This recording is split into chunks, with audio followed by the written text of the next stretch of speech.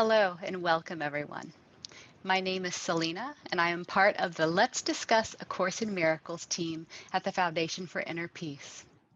We are holding these Let's Discuss online webinars as an expression of our vision of extending love through the teachings of A Course in Miracles. We are grateful that so many more of you are attending these webinars. The Foundation for Inner Peace is trying something different today in an effort to bring you more online events in the near future. Today's webinar, ACIM and the World's Great Spiritual Traditions, was pre-recorded. Facilitated by our Foundation for Inner Peace co-president, Dr. Bob Rosenthal, with guest panelist, Dr. Roger Walsh. Please know our staff support team, Deborah and Emmanuel, will be moderating the live chat today. We will not be taking questions today. However, you are always welcome to email your course questions to us, and you can also submit them to the Let's Discuss Facebook group, and we will do our best to answer them. So now, I would like to invite you to join hearts and hands through this prayer to connect and unite us all with the Holy Spirit. Today, I'm willing to see past illusions to the truth. Today, I am willing to become as a little child and be taught by the one who knows. Today, I step back and take my unhealed thoughts to the light, that I might see them for the nothingness they are. I am willing to let my projections be undone. I am willing to remember where I am always. Today, I am willing to be happy instead of right. It is now my honor to introduce Dr. Roger Walsh as our guest speaker. Roger Walsh is a professor of psychiatry, philosophy, and anthropology, as well as a professor in the Religious Studies program at the University of California in Irvine. He is the author of Essential Spirituality, the 7 Central Practices, and together with his late wife, the psychologist Frances Vaughn, published 3 books of exquisite quotations from the Course: Accept This Gift, A Gift of Healing, and A Gift of Peace. They are also available in a combined volume, Gifts from A Course in Miracles. For more information, you can visit www.drrogerwalsh.com, and we'll also place that URL in the chat. It is also a pleasure to introduce to you Dr. Bob Rosenthal. Dr. Bob is co-president of the Foundation for Inner Peace, the scribe-authorized publisher of A Course in Miracles. He was introduced to the Course in 1975 at the age of 20 by Judith Skutch Woodson and became a close friend and protege of its co-scribe, Bill Thetford. He has served on the Foundation's board of directors since 1993. He is the author of 3 books related to A Course in Miracles and a popular speaker at ACIM conferences and online events. For more information, visit his website, drbob-author.com, also placed in the chat for you. Dr. Rosenthal is also a semi-retired psychiatrist and psychotherapist with over 30 years experience helping individuals and couples. So thank you very much and welcome, Dr. Bob. Thank you so much for that introduction.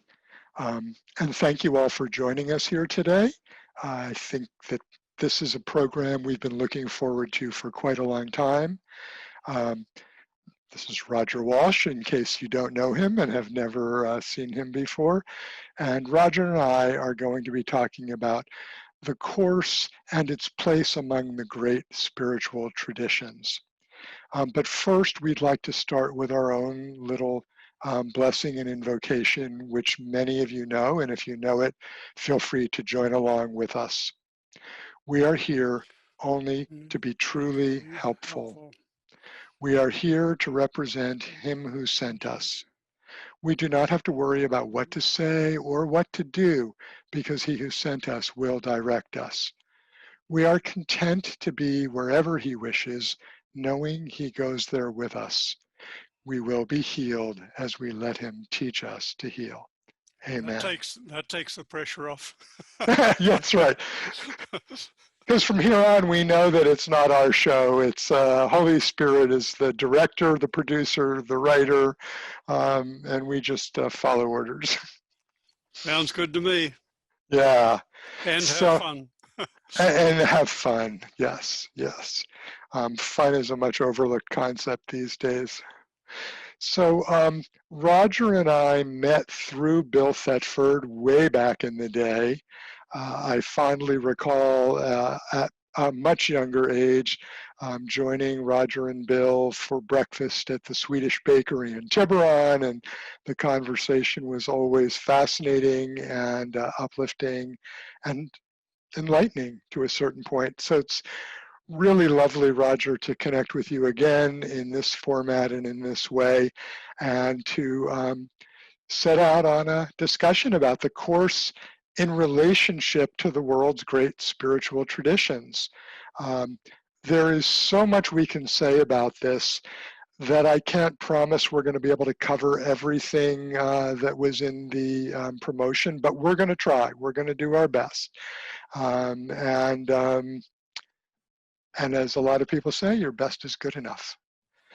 So to start out, I think the first thing that we can consider is, and Roger wrote the book on this, a very fine book, I might add, but are there certain doctrines and practices that appear to be common to all great spiritual paths? And if so, does the Course share these? Does it follow these? So, Roger, I'm going to ask you to weigh in on that. What are the doctrines and practices that we can sort of distill down all the great spiritual paths and find them? And are those to be found in A Course in Miracles? Well, the short answer is yes. The longer answer is looking at doctrines. Of course, it depends how far back you step. If you step back far enough, you can look at very general principles and say that yes, there are certainly general principles. They were enunciated probably most simply or clearly in the theses of what's called the perennial philosophy. And while the perennial philosophy is not so well accepted in academia these days, still the general principles that there is a mundane or a physical realm, and there's a transcendent realm, was the first principle. Second principle, perennial philosophy, that we as humans partake of that realm, and of both realms. We're like amphibians, and we live in both, but we can be unconscious of the transcendent realm.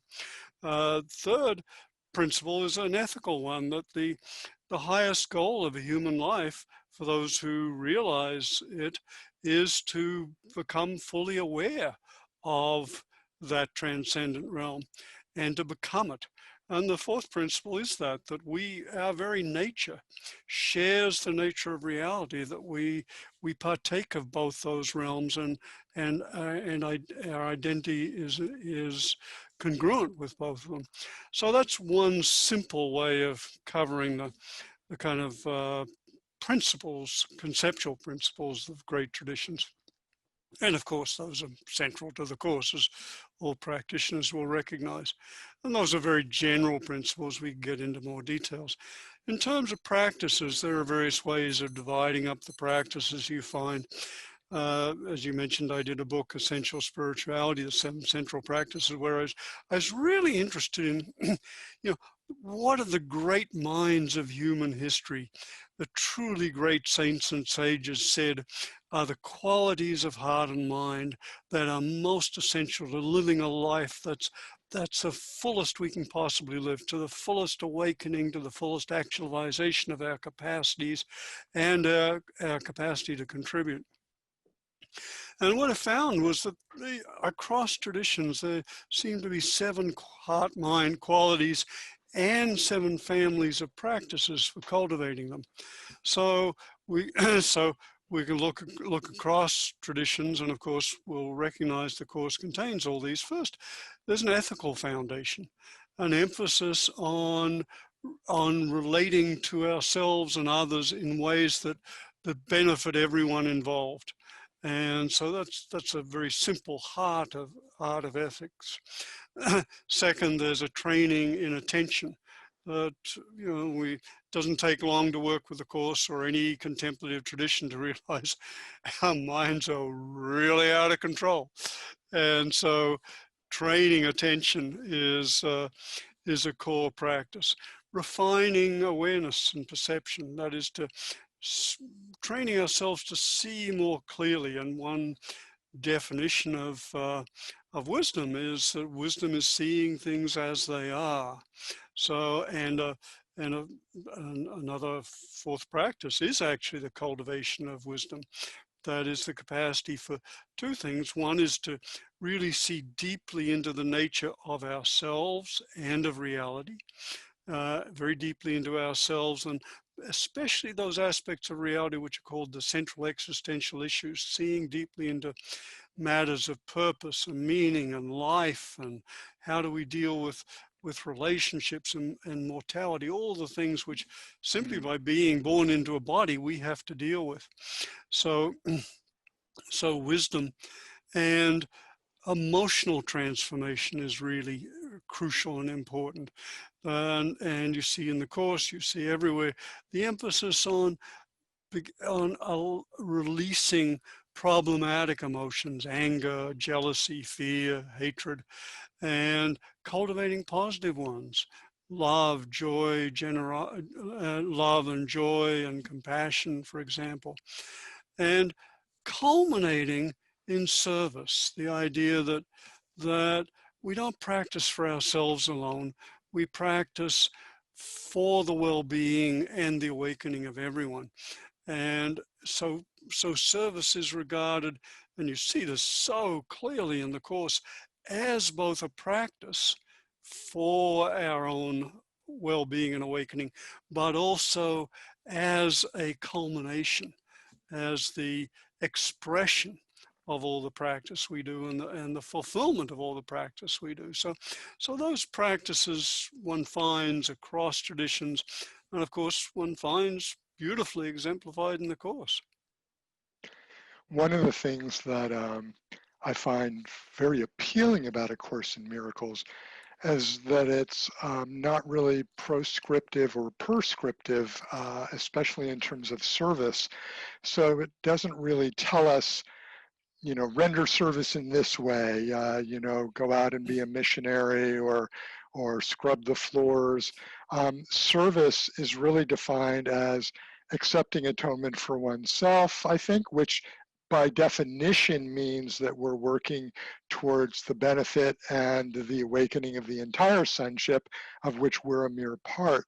And yet, that service, our particular role in the atonement down here in kind of illusion land will take very specific forms that are guided if we're willing to listen. Is that, and I'm wondering, is that something that is found in other traditions? Because certainly my experience with Judaism, and I suspect this is, and I know this is true in much of Christianity, and I suspect Islam, there is a lot of, thou shalt not, thou shalt. And the Course is much less concerned with that here in the level of form and illusion than with making the one core distinction that is, is it reality? Is it love? Is it oneness? Is it peace? Are you seeing your brother sinless? Or is it anything else? But how do other traditions tend to approach that? Well, I think it's very valuable to recognize that, of course, all traditions are a mix. And they're a mix in many ways. They're a mix of different perspectives and different interpretations, and people read the same text and come out with very different understandings. As William Blake said a couple of 100 years ago, if we both read the Bible day and night, but thou readst black where I read white, And It's great. so, you know, we have these perennial conflicts between different sects and in different religions. And I love Bill Thetford's response when two people came to him with arguing about an interpretation of, of the Course. And he said, "Oh, what page is that on?" And they said, "Such and such a page." He said, "Tear it out." I I just love think that. that's wonderful. Bill Thetford's King Solomon moment. Well, one of them. There are a lot of them. But yes, that's. I Yeah. took me a moment to get just how precise your Yeah. Cut the joke baby was in there. half. Right. Really, exactly. Thank you. Just you have sometimes you have to explain these jokes to me. So, but another dimension of division within traditions is between what's called the exoteric and the esoteric, or the conventional and the post-conventional, and the conventional and trans-conventional. There are different levels of understanding, and one finds that across traditions. One finds it in Judaism. I forget the technical names for the levels of understanding, but in Christianity we have the distinction of the literal understanding and the mythic understanding, and then the allegorical understanding, and then the spiritual understanding. So the more concrete and literal the interpretation, the more you tend to find these thou shalt and thou shalt nots. But as practitioners become more contemplative, or as we delve into the more contemplative aspects of the tradition, one finds more of an emphasis on the spirit, the intention. And as Jesus said so beautifully, you know, the letter of the law killeth, but the spirit gives life. And so with the Course, you know, tear out the page, but but live the principles. Yeah, or as it says in the clarification of terms, a universal theology is impossible, but a universal experience is not only possible, but necessary. Once we've had the experience, you know, that gnosis, that knowledge that's way beyond anything of this world, and when you experience it, there's no question in your mind that it's beyond anything of this world. Once you have that, then the words kind of become the supports and the reinforcement. They make sense in terms of the experience rather than trying to craft an experience in terms of the words. So that does make sense. I think A Course in Miracles is really quite remarkable in its fluid melding of sort of our amphibious nature, living here in the world of form or dreaming here in the world of form, while at the same time being completely unchanged, because we can't change the nature of what we were created to be. Yeah, indeed. Yes, and the Course is remarkable in that it speaks at many levels. And I think you once referred to it as a symphony. And there are themes that kind of recur, and there are also very different, clearly different levels of interpretation, or levels from which it speaks. Sometimes, as you said, it speaks very practically and concretely, and other times it's, you know, approaching an absolute perspective, and so it does span a spectrum of levels as well as horizontal perspectives. Yeah, in fact, one of the places where I find many students, particularly early students, get confused is what level is the Course speaking to you at in any given passage. And if you're finding yourself with tremendous resistance or tremendous lack of understanding, a useful litmus test to apply might be something as simple as, okay, wait a minute, let me read this line or let me read the whole paragraph. Now, is this coming from the perspective of God, the Christ mind, which is all of us, oneness, unity, or is it speaking to me here at the level of form and illusion? And that can be very helpful because it can, I mean, it can change in mid-sentence sometimes. Um, and that can be confusing. I've had students write in about why is it so confusing and why does it use double negatives? I believe, and I am an English lit major, so I may have a preconceived bias in this regard. I believe we're intended to wrestle with the material. I believe we're intended to get confused and go, wait a minute, that can't make sense, so that we read it again and dive deeper and hopefully emerge with a sense of, oh, wait a minute, yeah, if I read it with the emphasis here, now it makes sense. I certainly did that, and I know um, you know, certain words are very easy to misread. You know, Bill used to joke that he'd misread salvation as slavation and see crucifixion as spelled with a F-I-C-T-I-O-N because it is a fiction. Nobody got crucified in reality. But I think that, you know, as a practical matter, yeah, ask yourself, what level is this coming from? Because the Course is speaking to us from both, because we are in both. And ultimately, we're learning how to disidentify with what is unreal and identify with what is and always has been real.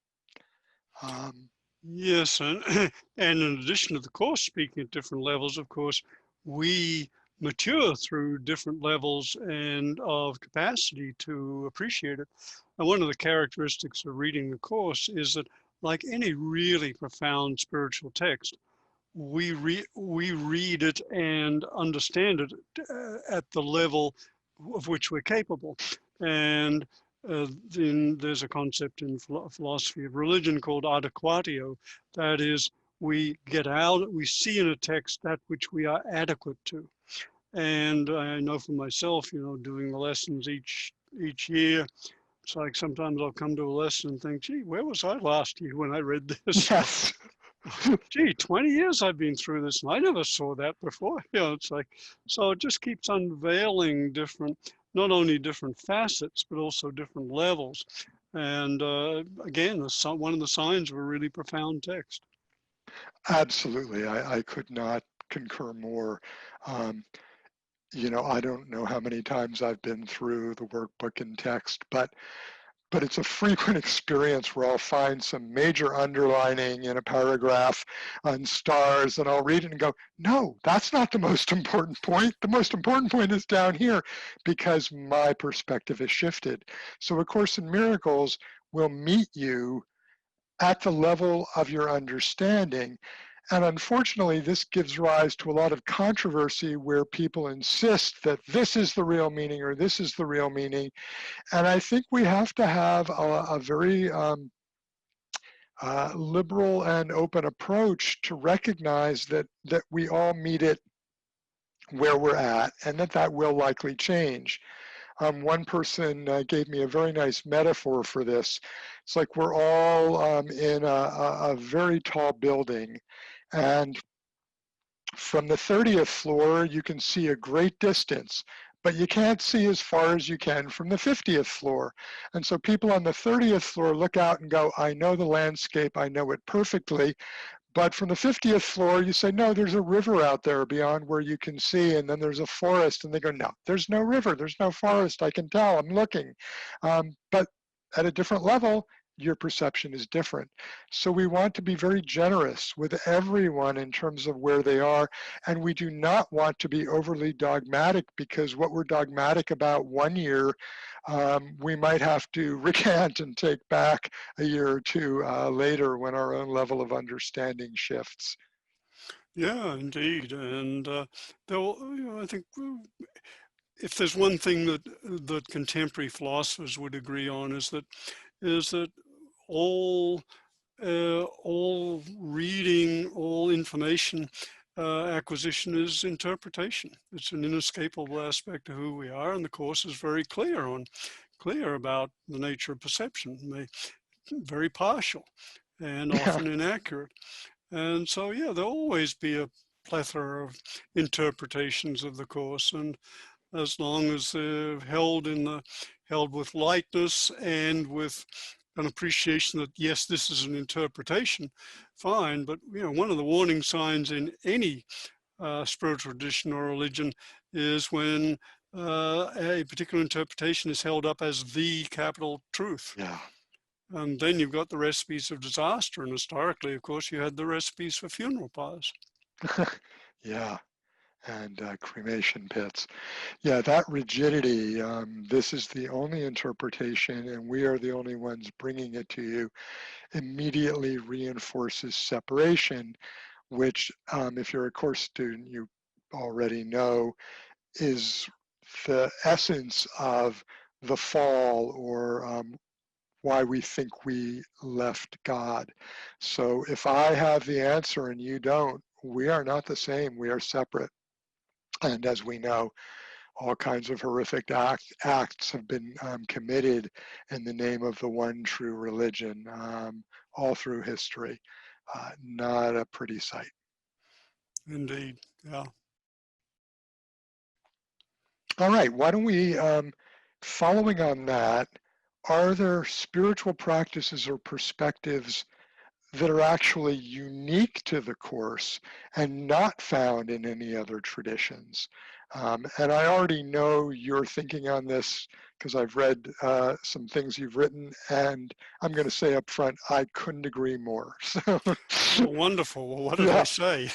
Yeah, so what you said, and I don't know, I mean, maybe you've since discovered a new religion that's different, but the one thing that I have not encountered in any other spiritual tradition is an understanding that the fundamental level of change and even of identity is not our individual body-based self, but a relationship. And that the Course works through relationships and in the healing of relationships. Yeah, well, well said. With one nuance, Bob, and that is that there are other. Yes, a unique feature of the Course is its specific emphasis on relationship, but there is a very specific emphasis. One does find in a variety of traditions the use of relationship as the focus for awakening. But in all the other traditions which I and my late wife, Frances Vaughan, explored, all the other traditions focus on a teacher-student relationship as the primary focus. Guru, disciple, teacher, student. And the Course is unique in our experience, looking across a lot of traditions, in its focus on peer relationship and the between equals. And the Course is very clear, if you think you're ahead or behind your brother, well, watch out. So that is unique. And then within the context of that relationship, it's not unique, but its emphasis is unique. I don't know any other tradition that so emphasizes forgiveness as the central practice. And across traditions, you can find that they all acknowledge that both a craving and aversion, which are kind of mirror images of each other. One is a grasping, I've got to have that to be happy. The other is a pushing away, get that away from me so I can be happy. They're twin born. That is, as soon as there's dualism, you get attraction and aversion, which become craving or addiction and hatred, or in its intensest form. So you find those more commonly in traditions. You find an emphasis, the focus on the attachment or craving. Buddhism, for example, has it down formulaically. First noble truth is suffering in life. Second noble truth, the cause of that suffering is craving. And the way out is, third noble truth is, suffering ends with the relinquishment of craving. Now, of course, the Buddhists are very clear. They're not big fans of aversion at all. And there's a line in the classic Buddhist text saying that anger is like stale urine mixed with poison. So, not good. But still, their primary emphasis is on the relinquishment of craving. And that's true cross traditions. I don't, yes, Christianity in general there's a lot of emphasis on forgiveness. So one can say, yes, you find it there, but forgiveness is taken to a different level of psychological sophistication and understanding and practice in the Course. So that's certainly a unique feature. Yeah, I mean, forgiveness really becomes sort of a metaphysical process. We might start conceptualizing it as, oh, I am forgiving you, you are forgiving me, so there's a one-to-one transaction that apparently happens. But A Course in Miracles, you might start there, but that's not what the Course means when it tells us forgiveness is the key to happiness, or forgiveness offers everything I want, in lessons 121 and 122, for example. Forgiveness is, it's the general amnesty. I mean, it's like the Jubilee in Judaism every 49 years. All debts are forgiven, everything's wiped out. But the Course even takes it further than that. They're wiped out because they never happen. We're the ones who've been holding on to them in what I guess would be a form of attachment and craving. I mean, we can crave grievances just like everything else. So, forgiveness is a broad brush that frees both you and the person you're forgiving. I love the metaphor in the Course where it says a jailer is as much a prisoner as the prisoner he or she is keeping watch over, because the jailer is bound to the prisoner. Wherever the prisoner goes, jailer's just seeing the bars from the other side. So if we're holding a grievance and refusing to forgive, that indeed we're as imprisoned as the person we're holding the grievance against. That said, though, as psychiatrists and therapists, you can't force forgiveness. There is that false kind of forgiveness. All right, I will deign to forgive you, or as Bill Thetford said, drag the miserable bastards in so we can forgive them. That's not forgiveness, folks. That isn't it. And I think that if you are new to the Course, or if you've been doing it 30, 40 plus years, you've hopefully learned to respect your own path.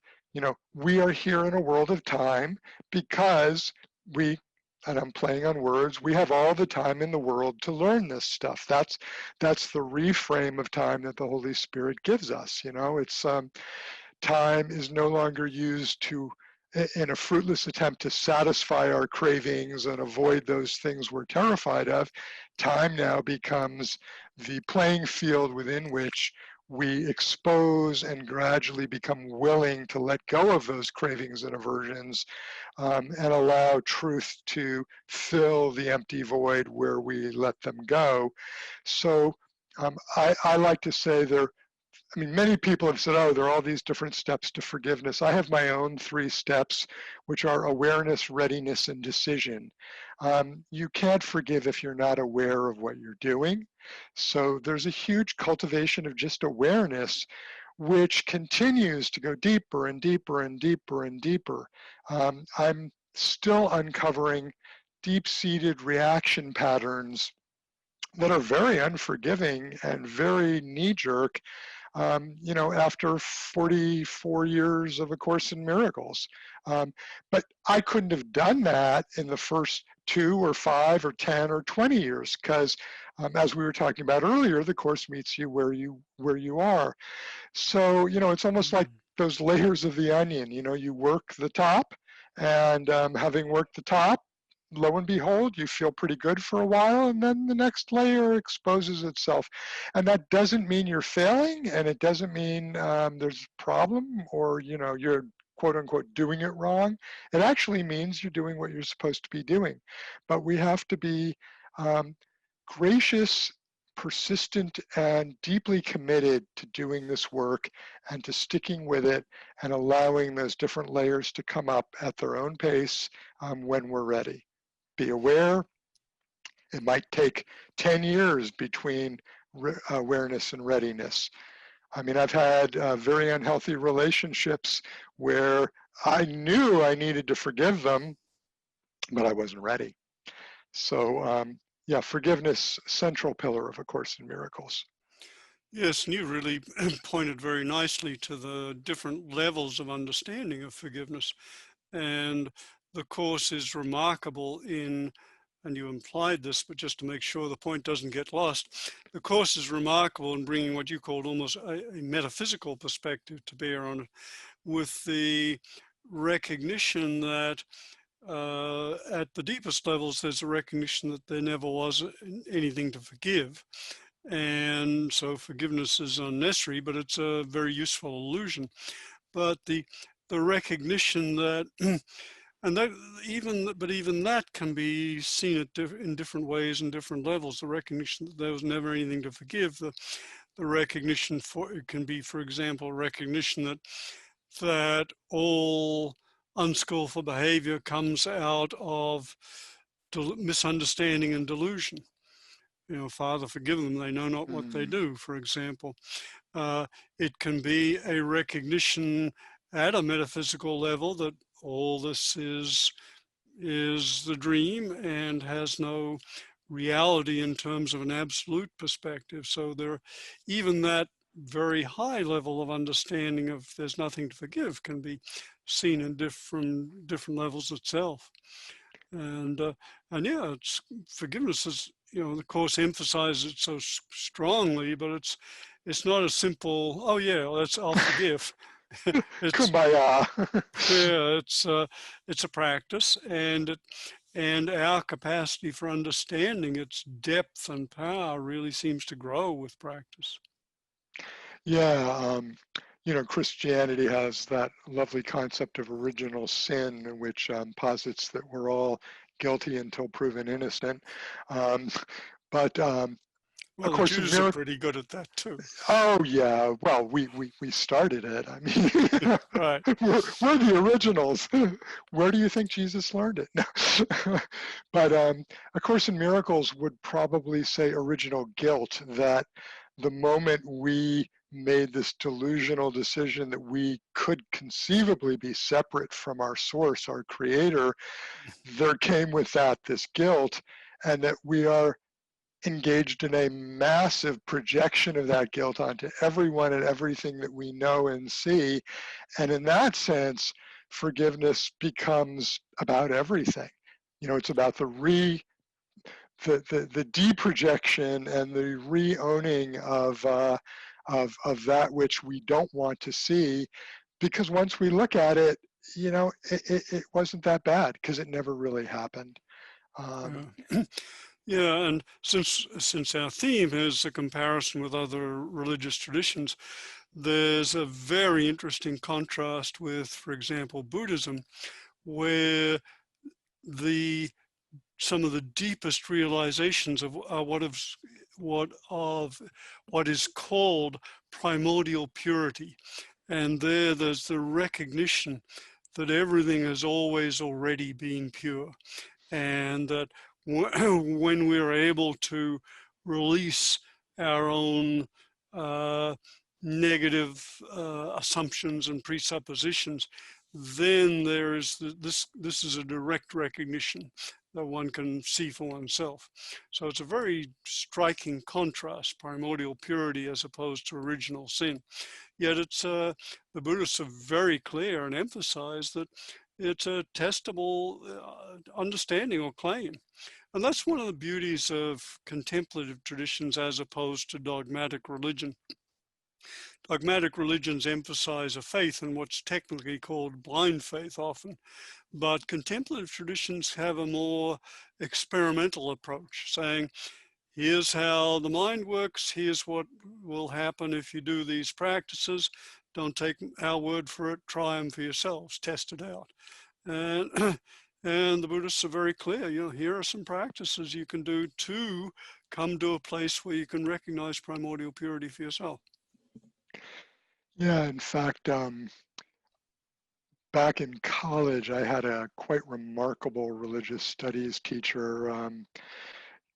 Jewish tradition, Jewish rabbinical tradition, but spoke 7 different languages, looked at the Dead Sea Scrolls probably before I even knew what they were. And he had a very nice sort of distinction between Western and Eastern traditions. And granted, this is cutting with a very broad scalpel, but he said, yeah, Western traditions attempt to answer the question of what is the world. Eastern traditions attempt to answer the question, what is the self? If you think about that for a moment, that means the Western religions, Judaism, Christianity, and Islam, start with an assumption.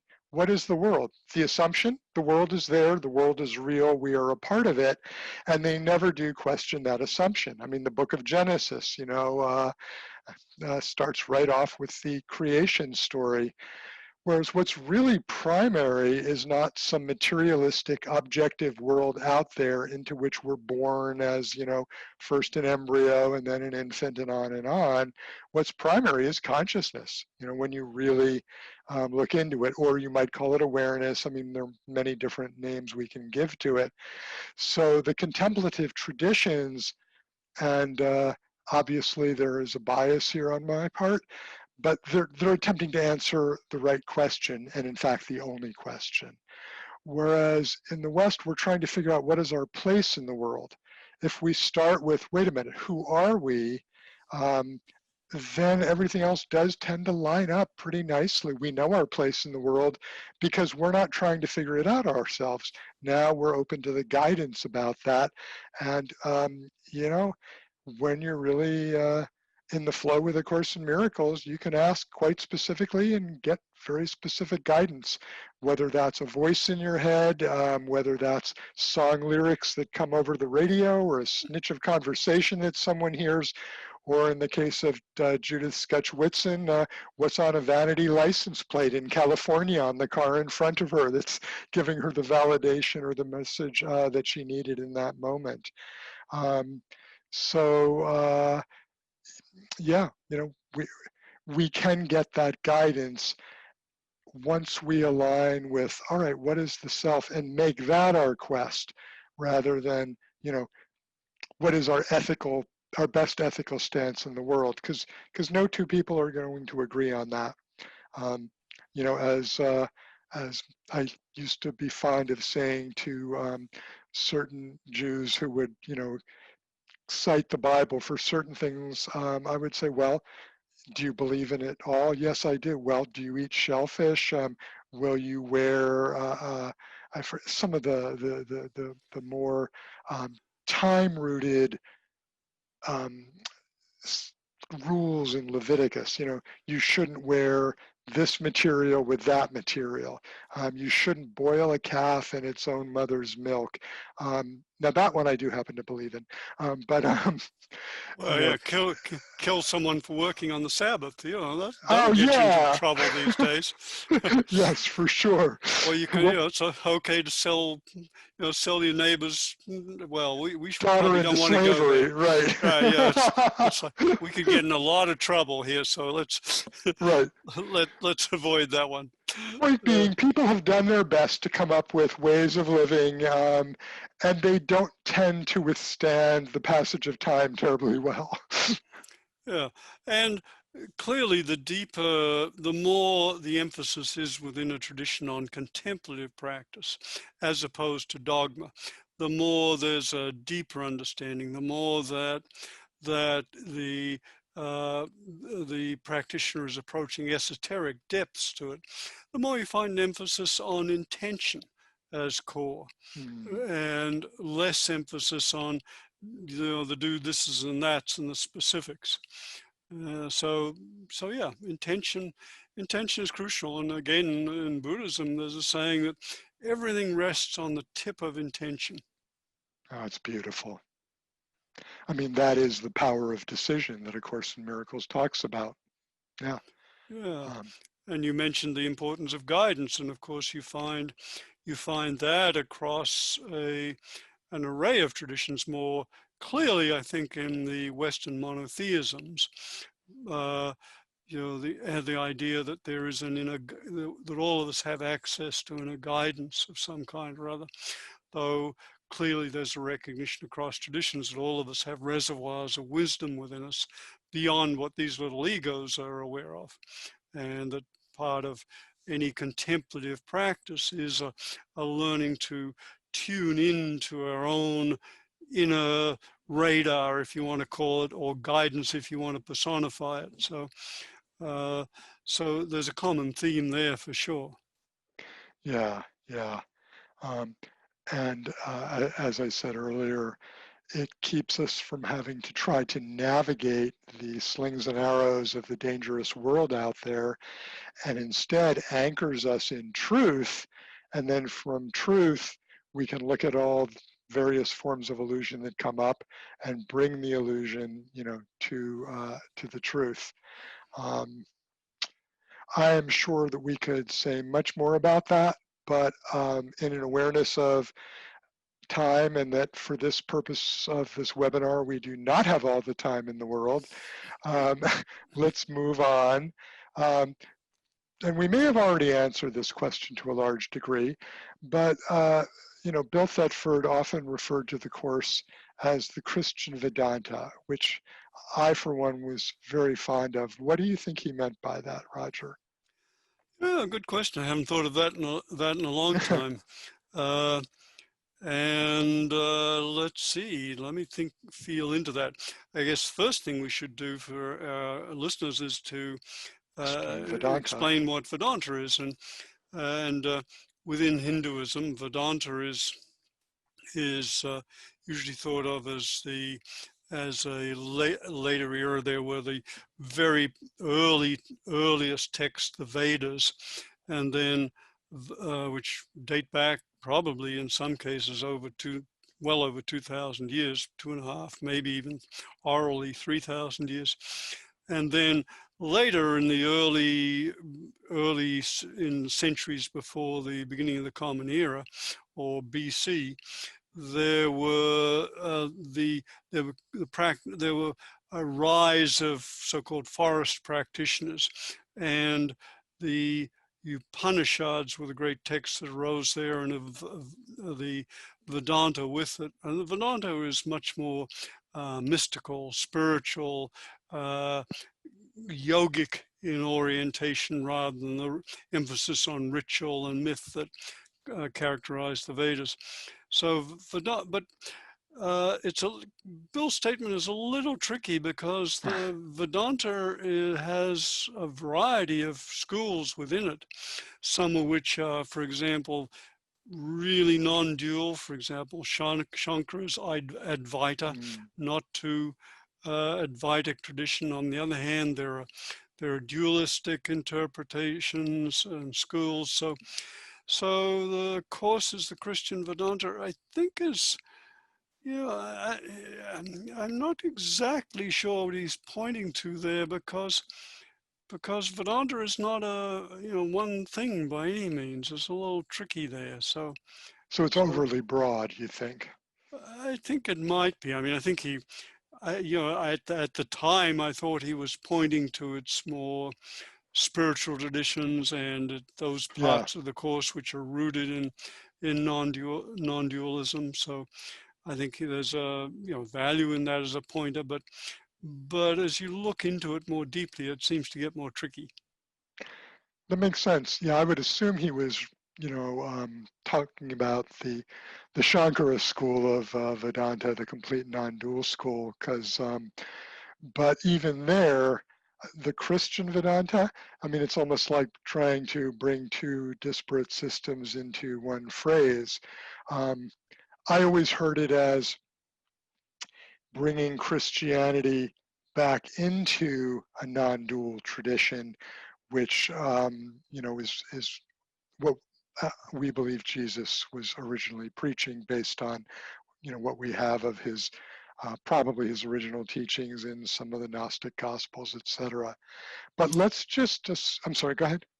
No, I was just going to say, and we'd want to emphasize the Course itself, as we talked about, spans not only multiple perspectives and themes, but multiple levels. So in some places it's non-dualistic, and in other places very dualistic and very kind of practical. True. Yeah. True. true. All right.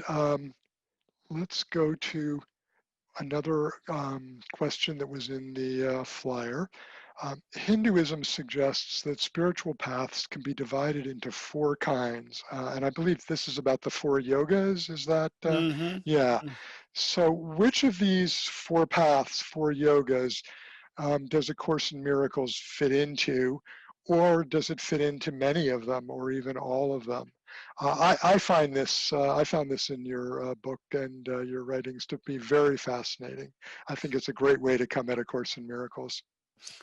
Yeah, and we should say a little bit about what the four yogas are. Absolutely. Hinduism, its central practices are called yogas, and there are many of them, but the four main ones are bhakti, which is the devotional, the emotional side of practice. There's Raja Yoga, which is the mind training, emphasis on meditation practice. There's Jnana Yoga, which is the use of the intellect as a discerning instrument, particularly to pare away the distinction between truth and illusion. And then there's Karma Yoga, which is the yoga of work and action in the world. It's the yoga which takes what you're doing, your daily activities, your work, your service, and uses them as the focus for your spiritual practice.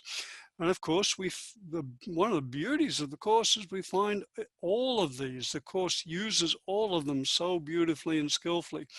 It's a clearly a devotional, emotional path. I mean, my goodness, life could barely contain enough. It's 1,000+ pages.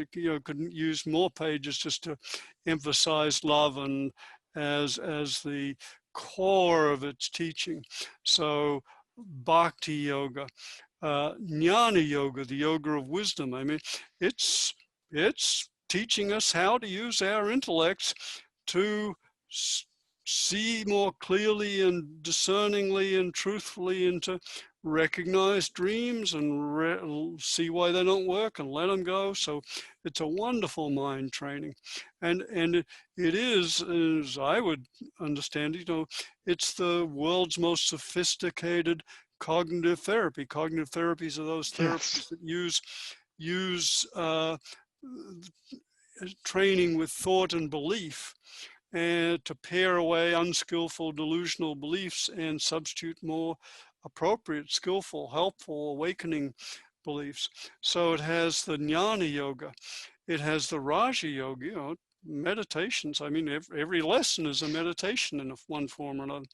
And then karma yoga, it's very clearly taking our action in the world, taking our relationships as the focus for our practice. So, of course, does not emphasize going into long meditation retreats and solitude and removing ourselves from the world. It does emphasize periods of removing, so we can foster qualities of love and care and peace. But it's very clear they're to be brought back into the world. So the Course has the beauty of having these multiple approaches and blending them together into this beautiful synthesis.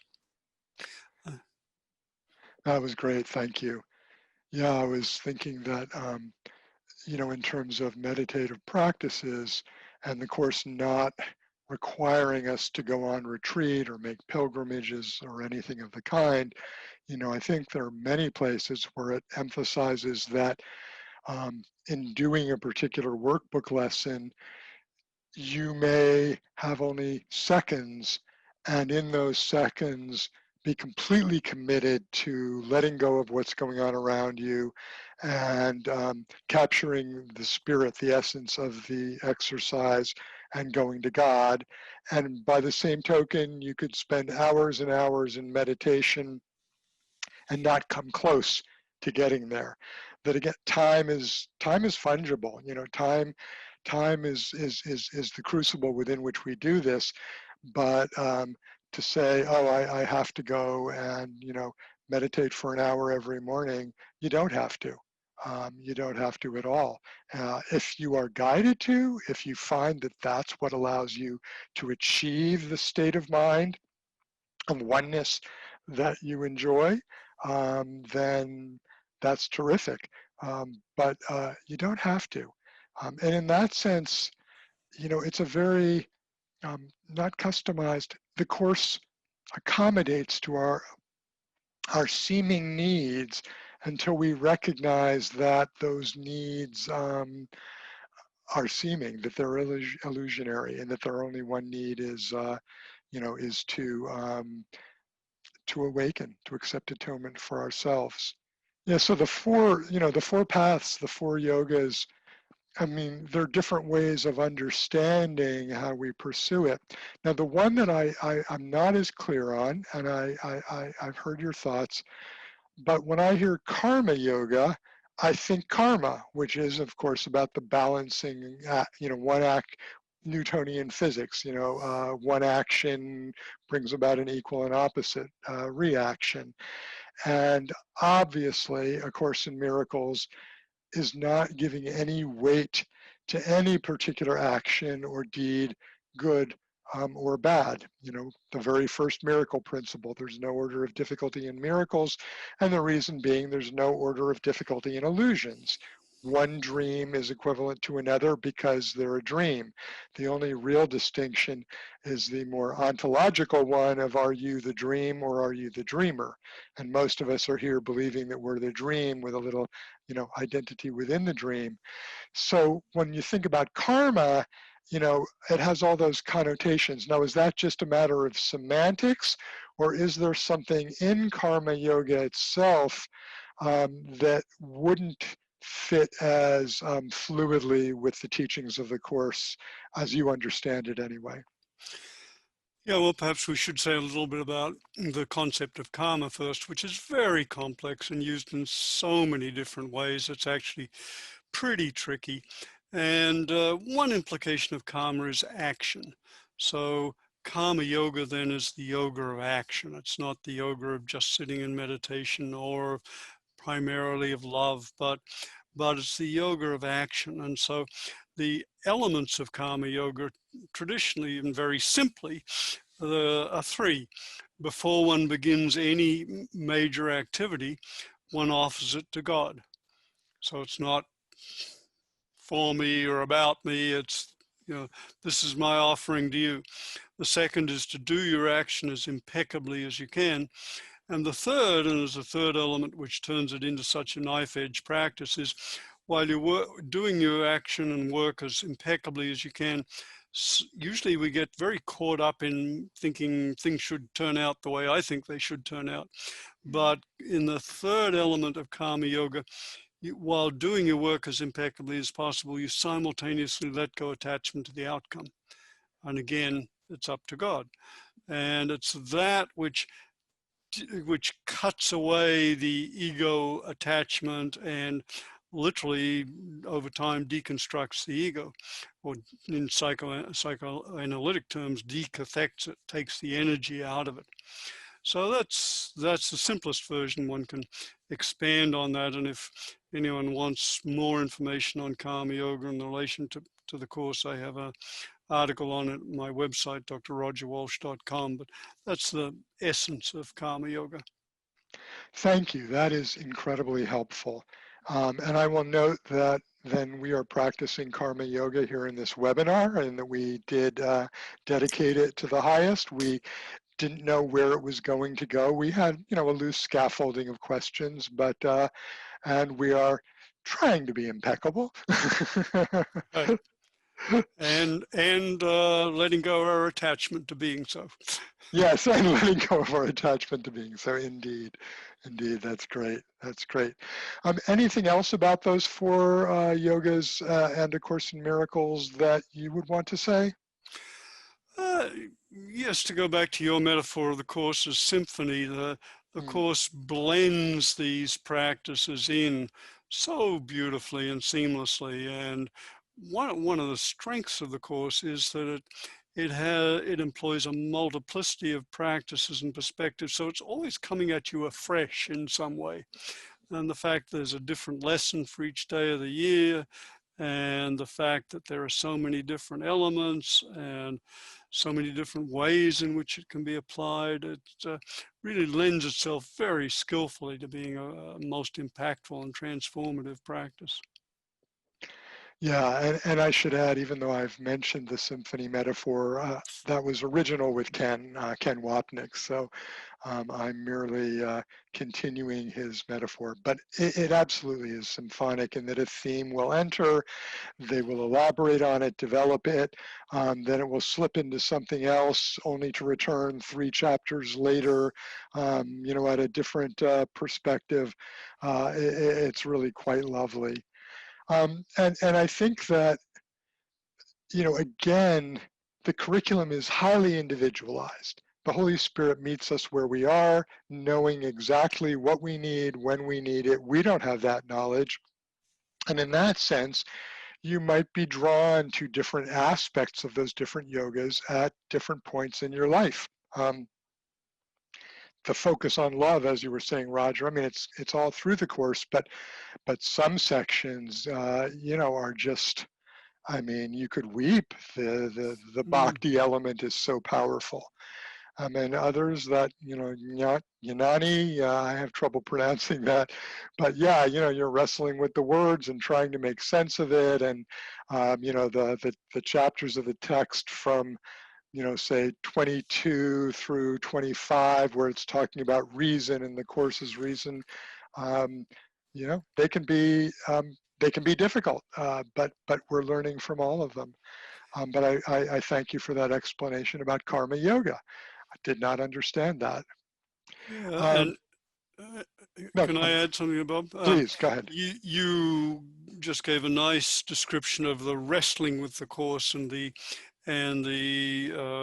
understanding of it. And probably we should mention, obviously a central aspect of working with the course is studying it. And so it's probably worth mentioning the role of study across traditions, because this is a core practice across traditions and used to varying degrees by different people, but there is a recognition across a variety of traditions that study can play a very important role. And of all the traditions, the ones which probably most emphasize it are Judaism and Confucianism.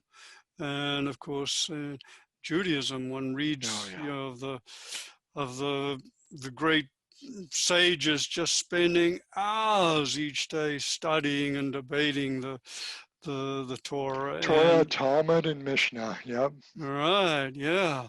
And in Confucianism, likewise, that it was just expected that anyone who aspired to a truly deep understanding would memorize the classic texts. And then but one finds a different degree to which the reading subsequently merges into contemplative practice. And in Judaism, for example, as I understand it, and please correct me here, Bob, there's an emphasis on study and debate and dialogue and prayer. In other traditions, there's a sequence laid out. In Christianity, for example, of course, it's described as lectio divina. And there, the first stage is lectio, reading. The second is contemplatio, is meditatio, which is reflection on the reading. The third is oratio, allowing the emotional effects of the reading to touch you and to feel your heart, let it into your heart. And then the final stage is contemplatio, which is a falling away of the words and coming into the presence of God. And one finds this general theme across traditions. For example, in Hinduism again, or in Confucianism, there's an alternation between the reading, the reflection, and then the so-called quiet sitting, when we're just lets all words drop away.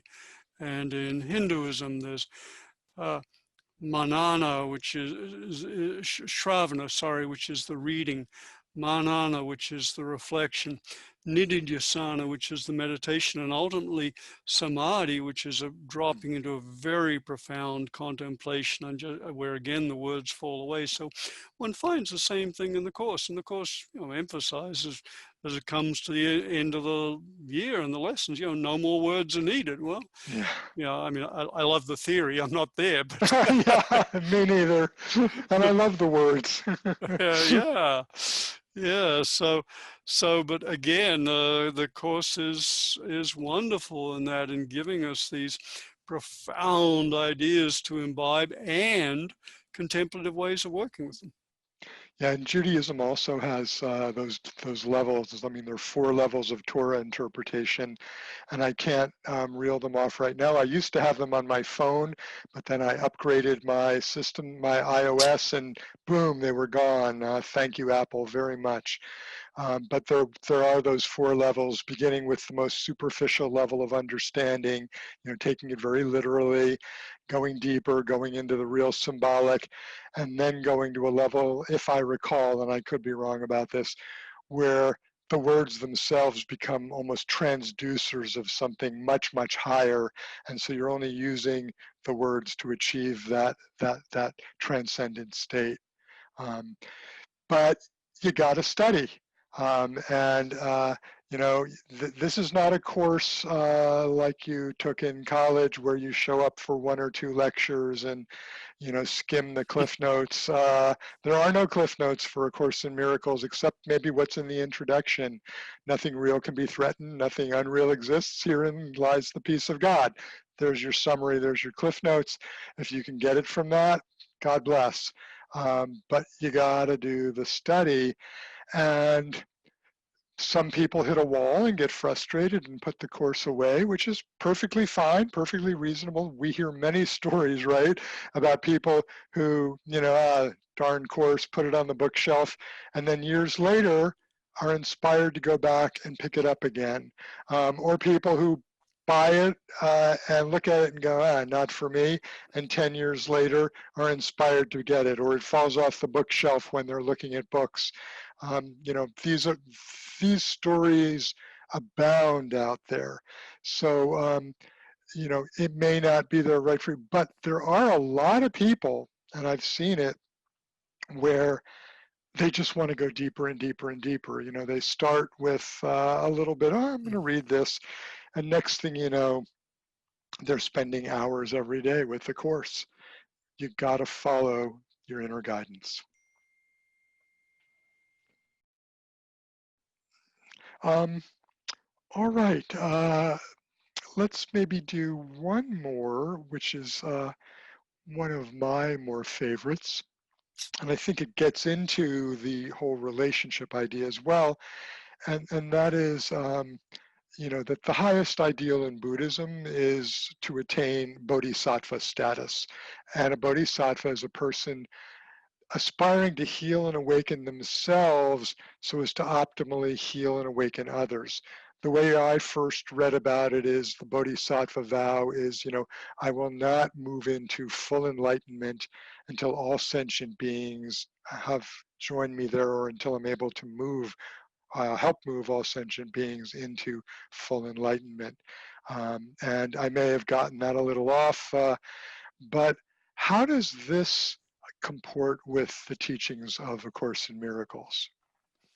Well, I've been really struck by the recognition that the Course is a bodhisattvic path. It really emphasizes, the game isn't over till it's over for everyone, until the final dream. And it's very, it's explicit about that in a few places. I mean, it doesn't hammer it, but it's very clear. This is a bodhisattvic path. This is a path in which our healing and our awakening is not just for ourselves alone, it's for the welfare and awakening of all. And it's crystal clear on that. It's beautiful. And it just takes the whole spiritual practice to another level. And I think I should emphasize, in Buddhism they say that the concept of bodhisattvahood is not a simple thing. It's something that really takes practice to really appreciate. And I've come to feel that the Bodhisattvic ideal may be the greatest ideal the human mind has ever conceived. You know, what higher ideal could one have than to offer one's life for all conscious life, for its fullest well-being and awakening, not just to heal, you know, the temporary ills and sufferings, but to heal the very source of all suffering, and to do that for all conscious creatures, and to offer oneself to that, to have that as one's practice, one's aspiration, and one's goal. And again, not a sacrifice. And the Course is beautiful on seeing through the illusion of sacrifice, not as sacrifice, but as a recognition that this is the most satisfying thing one can possibly do with a human life. You know, it's like, it's beautiful. So yes, thank you for emphasizing that, Bob. Clearly, the Course is a beautiful bodhisattvic path. Yeah, there's a quote, I think it's in chapter 14, that says, "The lonely journey fails because it has excluded what it would find." Say that again. The lonely journey fails because it has excluded what it would find. Think about it for a moment. If the core problem is the separation and the atonement is the healing of the very delusional idea of separation, then you can't do it alone because there is no such thing as alone. If you believe it's alone, you are still participating in and investing in illusion. I used to think about, you know, some of the stories of the great Hindu sages who would go up into the Himalaya and, you know, in their loincloths and crawl into a cave and achieve samadhi. Um, and that is fine, but the Course is telling us that there's actually even a higher path, if you will, by recognizing that your acceptance of atonement, your embrace of that transcendent sense of identity is in fact doing it for everyone.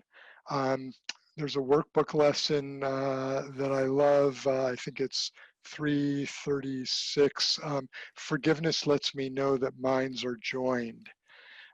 In other words, as we forgive and let go of grievances, including that core grievance of our guilt projected outward, which we need to, you know, re-own and forgive, as we do that, we start experiencing that we're not separate beings, that the body is you know, this paperboard illusion that we, you know, like, I don't know, people who are old enough to remember color forms, you'd stick these little dressing gowns on, you know, this plastic surface, and you could make them male or female, you could make them big or little, you know, that's what our bodies are, and that the truth is mind, one mind, capital M, but you've got to practice the forgiveness to get there. So in terms of the Bodhisattva, I was glad to hear that Buddhists say it's one of the most complicated concepts to understand, because I think it's so easy in our Judeo-Christian tradition to hear it in terms of sacrifice. No, I will not go until all my brethren are with me. I will make this ultimate sacrifice. But again, sacrifice is about loss. You know, you're intentionally allowing or accepting a loss, and there can't be loss when you're everything and always and forever, love, oneness, perfect peace, etc. You know, the very concept of loss can't enter into that. So the idea of sacrifice is once again buying into illusion. The Bodhisattva realization isn't about sacrifice. My sense is, and I'll bounce this back to you in a minute, my sense is it's a holographic understanding. We are the part, but we are also the whole. Therefore, we have to, as the part, we have to do our part, and only we can do that.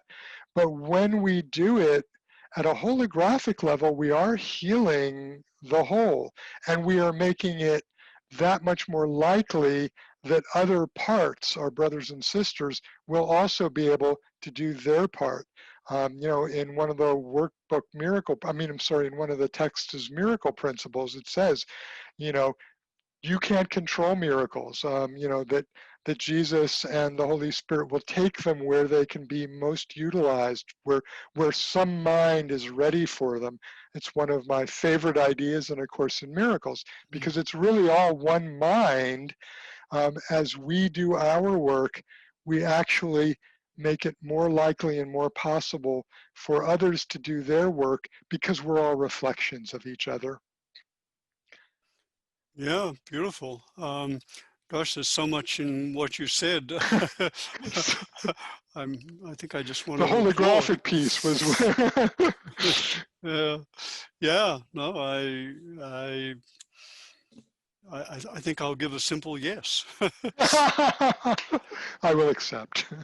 And here we are, awakening each other and doing our work and sharing this with everyone listening and watching today. And you know, our hope, I'm sure, is for all of you to persist, become aware of all of the little subroutines that reinforce your idea that you really are separate, and all the grievances and specialness that contribute to that. I always think of specialness as just a positive grievance. We're above it all, and there's an implicit grievance in that, because nobody else is as special as we are. So to the extent that you do your work, you are advancing along the Bodhisattva path, and we're all in it together, and we all join all of you. And I want to bounce it back to you, Roger, one last time, and then I think we'll close. Yeah, well, again, I think I want to echo what you were saying about first, I want to say what a gift it is to be able to have this dialogue and share this. We've played together in a variety of formats, but it's nice to be able to do this in a way which serves others. So thank you very much for that, and thank you for the foundation for. Oh my goodness! What a priceless gift the foundation has given the world, and me, of course, but the world. So deep gratitude to you, to the foundation, to Judy Scotch, who's kind of what should we call her, the great mother of the, Yes, the great mother of the foundation. yeah, yeah, who's touched so many lives. And So the I'm Johnny just, Appleseed of A Course in Miracles.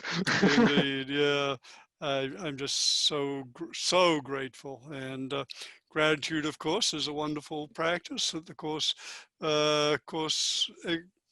emphasizes and acknowledges. So I'm deeply grateful, and thank you very much. All right, thank you too. I've very much enjoyed this. I trust and hope we'll do it again sometime, maybe with different topics, course topics, I don't know. But thank you, Roger. Thank you for all that you've done in integrating the vast range of the world's religions, you and Francis. And to everyone listening, thank you for joining us today. Um, and in closing, I'd just like to say, this holy instant, would we give to you, be you in charge, for we would follow you, certain your direction gives us peace.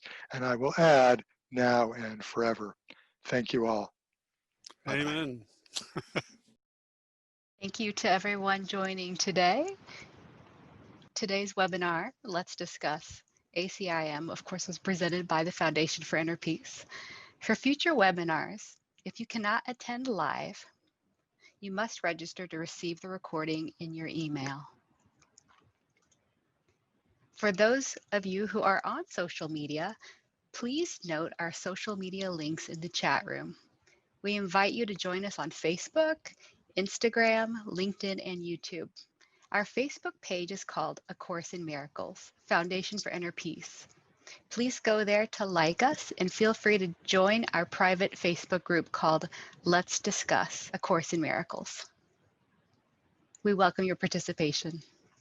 We also invite you to join us on Thursday, December 17th, for our next Let's Discuss webinar, a holiday concert and conversation with Dutch singer, composer, and course student Netta Boeing. Please note that this event will be actually at 11 a.m. Pacific time for the month of December. And last but not least, we appreciate your generous donations and support for the Foundation for Inner Peace. and we honor your presence here. Thank you.